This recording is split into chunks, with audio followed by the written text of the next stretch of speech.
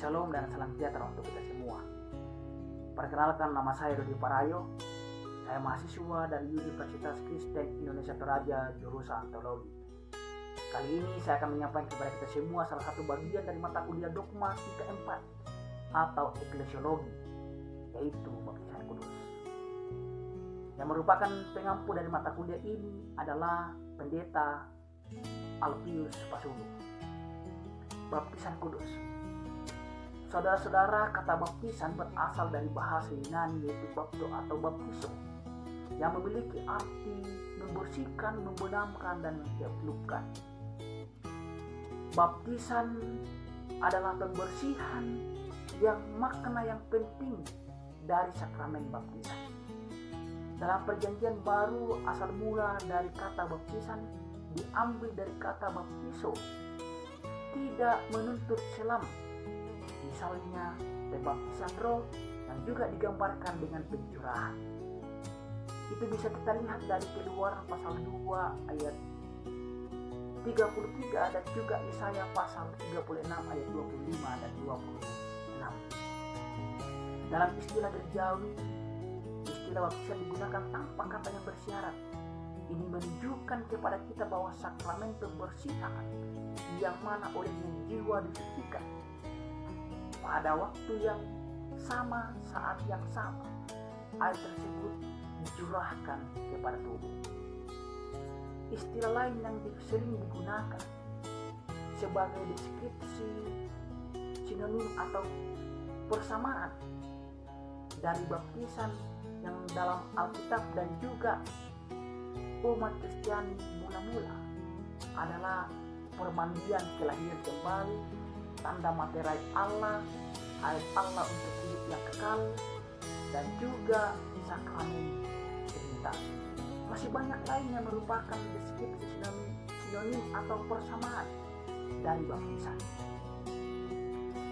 Istilah Kristen biasa digunakan untuk baptis atau Kristen menuju kepada akibat dari baptisan adalah menjadikan seseorang menjadi umat Kristiani yang percaya dan yakin dan mau melakukan segala apa yang dikehendaki Allah.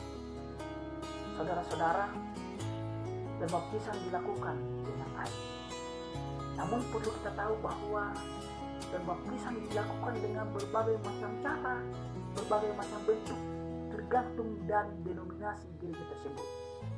Seperti yang kita ketahui, misalnya gereja yang melakukan hanya pembaptisan dewasa, seperti aliran Pentakosta, Advent, dan gereja baptis, di mana pendeta dan calon baptis masuk ke dalam kolam, dan pada saat mereka berada dalam kolam, disitulah pembaptisan dilakukan dengan cara diselamkan ke dalam kolam. Selain juga itu, ada juga proses yang dilakukan dengan pengakuan iman rasuli. Pengakuan iman rasuli disampaikan terlebih dahulu sebelum melakukan baptisan.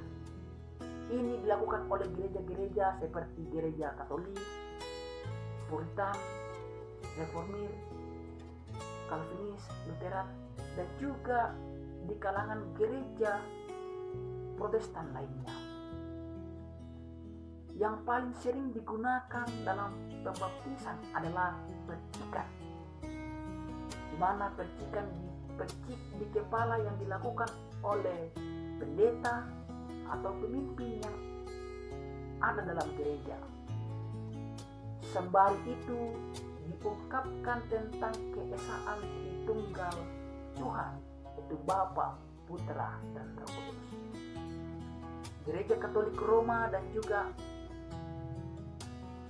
aliran-aliran Protestan lainnya mempraktikkan baptisan anak. Kenapa? Karena mereka yakin dan percaya bahwa Tuhan memanggil dan menginginkan anak-anak datang kepadanya. Itu bisa kita lihat dalam Markus pasal 10 ayat 13 sampai 16. Saudara-saudara, ada beberapa arti dan makna dari baptisan kudus. Yang pertama adalah baptisan air. Baptisan air ini dilaksanakan oleh Yohanes Pembaptis di Sungai Yordan. Itu bisa kita lihat dalam Matius pasal 3. Baptisan tersebut adalah tanda dari yang bersangkutan bahwa dia benar-benar menyesali sadar akan dosa dari yang dia perbuat dalam menjalani kehidupan. Dan setelah dia dibaptis, dia bertekad, berikrar dan berjanji akan melakukan segala apa yang Tuhan perintahkan, apa yang Tuhan kehendaki dalam menjalani kehidupannya. Yang kedua adalah baptisan roh. Baptisan roh adalah seperti yang disampaikan oleh Yohanes. Kita bisa lihat dalam Matius pasal 3 ayat 11 bahwa baptisan roh dan api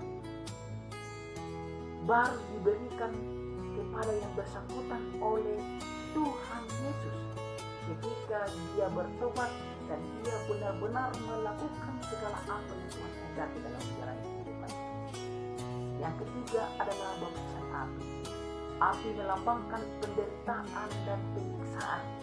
Jadi orang yang dibaptis dia benar-benar sudah siap untuk menderita, menghadapi penyiksaan bersama dengan Tuhan Yesus untuk mempertahankan iman percaya dan keyakinannya di dalam Kristus.